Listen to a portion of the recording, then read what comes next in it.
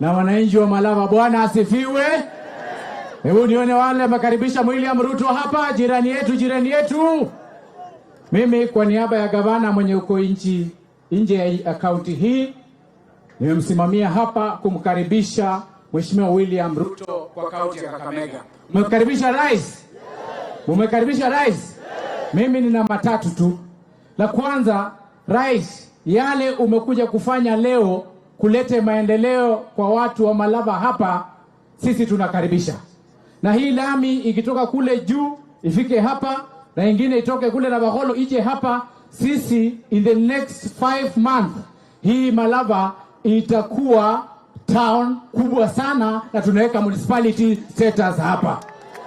Na yale vile umesema ukilete bank hapa utasaidia wakulima wetu wa West Kenya na wakulima wetu wa Butali Sugar Company.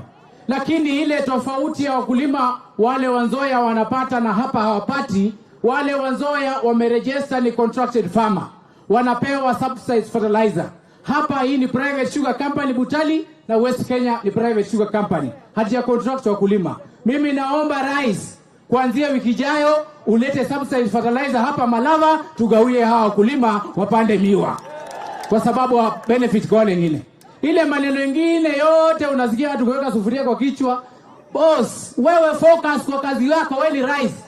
Kila soko ina mwendazimu. Wewe treat yao kama mwendazimu, achana nao. Achana nao, sawa. Ni kama wewe kuniambia, mimi unajua mimi ni mtoto wa pasa. Nilipatizwa River Jordan juzi kule Israel, bwana rais. Ni kama kusema wewe kijana wa miaka 18 badala ya kutafuta msichana barubaru wewe unachukua mama wa miaka 90 unapeleka kitanda unaexpect kupata mtoto. Utapata kweli? Wachana na hiyo maneno yote usufuria. Focus, lete maendeleo, tuendelee mbele. Asanteni na Mungu awabariki. Haya.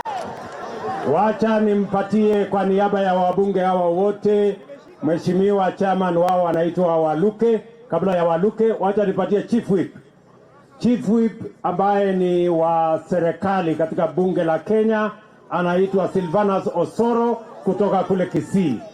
Malava oye!